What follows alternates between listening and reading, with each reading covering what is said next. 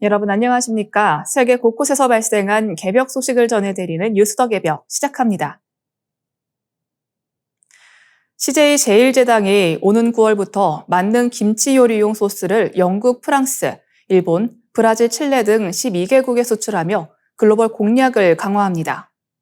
K푸드 완제품을 넘어 재료 차원의 K소스가 세계 시장에서 주류로 자리 잡아가는 모습입니다. 관세청에 따르면 지난해 우리나라 소스류 수출액은 약 3억 9,976만 달러, 약 5,567억 원으로 사상 최대치를 기록했습니다.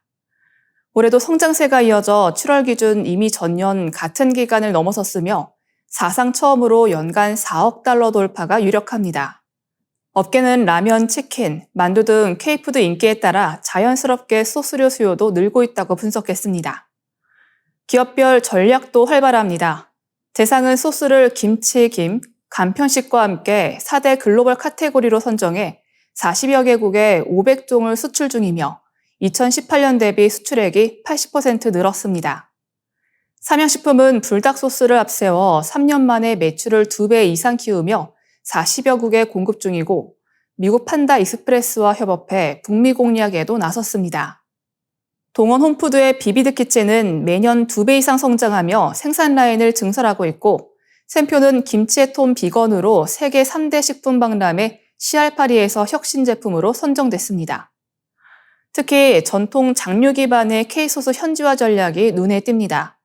고추장은 농도를 묽게 하고 향을 줄여 드레싱 디핑용으로 개발됐으며 떡볶이 소스는 로제, 간장 등 다양한 버전으로 파스타나 뇨끼에도 활용 가능합니다.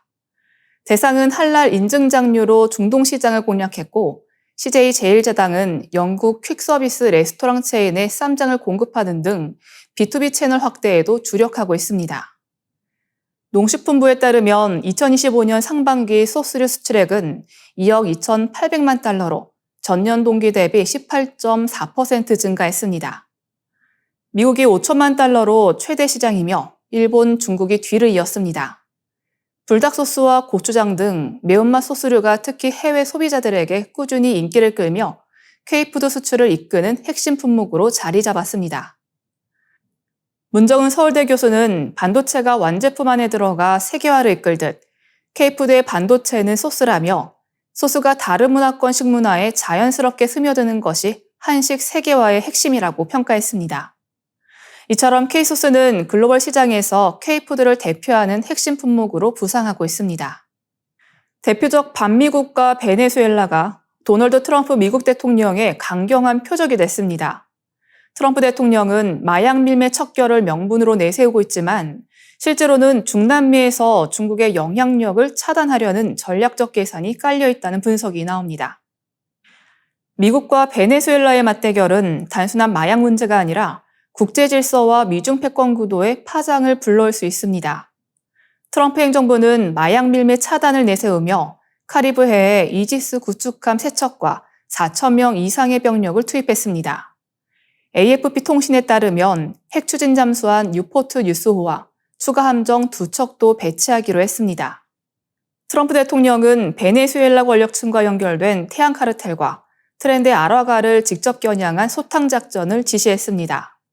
또 니콜라스 마두로 대통령을 마약 유입 주범으로 지목하며 현상금도 5천만 달러로 2배 올렸습니다. 사실상 마두로 대통령을 범죄 조직 수괴와 동급으로 취급한 셈입니다. 이에 맞서 마두로 정권은 드론을 활용한 영토 순찰과 해양 전력 배치로 대응하고 있습니다. 마두로 대통령은 제국주의적 위협에 24시간 대응하겠다며 미국과의 정면 대결 의지를 드러냈습니다. 향후 시나리오는 2갈래입니다. 첫째, 실제 군사 개입입니다. 이지스함과 핵 잠수함 투입은 단순한 무력 과시를 넘어 실전 준비 단계로 읽힙니다. 만약 제한적 공습이나 특수작전이 개시된다면 중남미 전역은 긴장 국면에 빠지고 원유 시장도 요동칠 수 있습니다. 베네수엘라는 오펙 회원국으로 국제 석유 공급에도 큰 변수가 될 수 있습니다. 둘째는 협상 압박입니다. 군사 개입 대신 정치 심리적 압박을 극대화해 베네수엘라 내부 균열을 유도하고 협상 테이블로 끌어내는 전략입니다. 이 경우 미국은 석유 자원 접근권과 중남미 내 중국 영향력 축소라는 이득을 큰 비용 없이 챙길 수 있습니다. 중국은 즉각 내정 간섭이라며 강하게 반발했고, 멕시코, 콜롬비아도 미국의 군사적 움직임에 우려를 표했습니다. 반면 아르헨티나, 에콰도르, 파라과이 등은 마약 카르텔 소탕이라는 명분에 동의했습니다. 브라질은 불개입 원칙을 고수하며 거리를 두고 있습니다. 이번 사태는 단순한 마약 전쟁이 아니라 반미 구도와 미중 패권 경쟁이 얽힌 복합적 시험대입니다. 폭염이 단순히 당장의 더위나 열사병 위험에 그치지 않고 사람의 신체를 가속노화로 이끌 수 있다는 연구 결과가 나왔습니다. 홍콩대학교 거추희 교수 연구팀은 국제학술지 네이처 기후변화에 발표한 논문에서 폭염이 생물학적 나이를 앞당기는 효과를 확인했다고 밝혔습니다. 연구진은 폭염 노출이 많을수록 신체 기능 저하가 빨라지고 이는 곧 전 생애 건강에 심각한 영향을 줄 수 있다고 경고했습니다. 이번 연구는 2008년부터 2022년까지 15년간 대만 성인 24,922명의 건강 데이터를 추적한 대규모 분석입니다. 연구팀은 혈압, 염증 수치, 콜레스테롤, 폐, 간, 신장 기능 등 다양한 생리 지표를 종합해 참가자들의 생물학적 나이를 산출했습니다. 이후 폭염 노출 일수와 비교한 결과 노출 기간이 4분 범위만큼 늘어날 때마다 생물학적 나이가 평균 8일에서 11일 더 빨리 증가하는 것으로 나타났습니다. 구체적으로는 2년간 폭염 일수가 4일 늘어났을 때 생물학적 나이가 평균 9일 빨라졌습니다. 특히 야외 노동자는 같은 조건에서 무려 33일이나 앞당겨졌고 에어컨 보급률이 낮은 지역이나 농촌 거주자의 경우에도 노화 속도가 가속화되는 현상이 두드러졌습니다. 전문가들은 이번 결과를 폭염 피해의 새로운 차원으로 해석하고 있습니다. 고 교수는 수치상으로는 작은 변화 같지만 반복 노출이 수십 년간 이어지면 건강 악영향은 눈덩이처럼 커진다고 지적했습니다. 호주 맥쿼리대 폴백스 교수도 폭염을 무사히 버텼다고 생각할 수 있지만 실제로는 몸속 시계가 더 빨리 가고 있을 수 있다고 평가했습니다. 이번 연구는 성인에게서 직접적으로 가속노화 현상을 확인했다는 점에서 의미가 큽니다.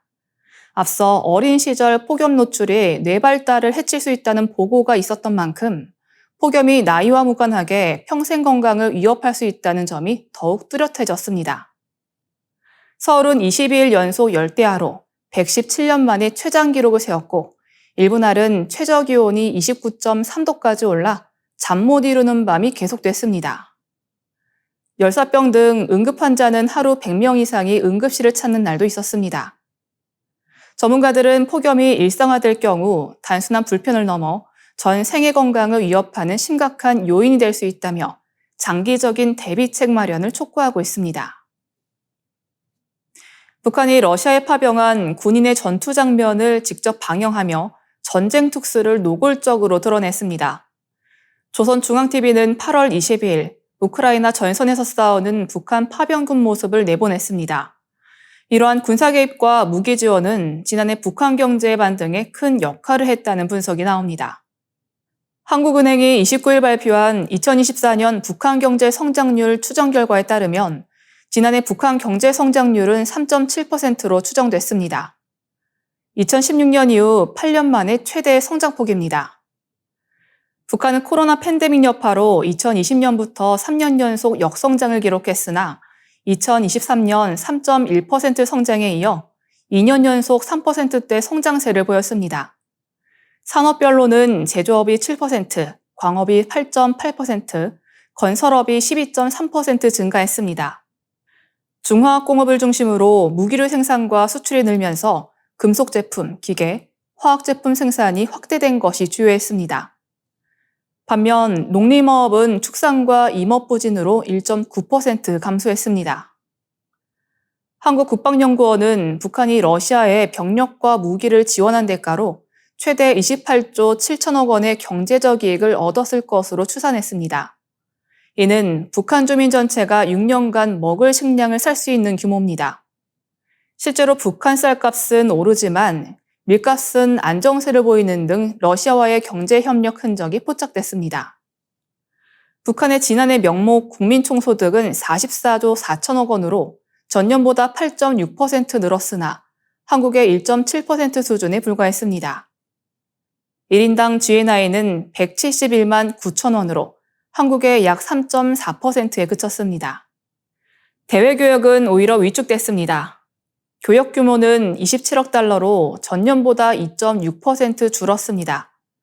수출은 가발, 광물 산업용 원료를 중심으로 10.8% 늘었지만 비료, 곡물 수입이 줄면서 전체 교역액은 감소했습니다. 남북 간 교역은 여전히 전무했습니다. 전문가들은 북한 경제의 기초 체력이 여전히 취약하다고 평가합니다. 코로나 봉쇄 해제와 중국과의 교류 회복, 대규모 국가 사업, 러시아와의 군사 경제 협력이 맞물리며 단기적인 성장세가 나타났지만 구조적인 한계와 국제 제재 속에서 지속 가능성은 불투명하다는 지적이 제기됩니다. 결국 북한은 전쟁 특수의 기대 경제 반등을 경험했지만 실질적 국민 생활 수준은 여전히 한국의 몇 %에도 못 미치고 있습니다. 경제 성장의 빛과 그림자가 극명하게 교차하는 북한의 현 주소가 드러난 셈입니다. 이상으로 뉴스 더 개병 마치겠습니다. 시청해주신 여러분 감사합니다.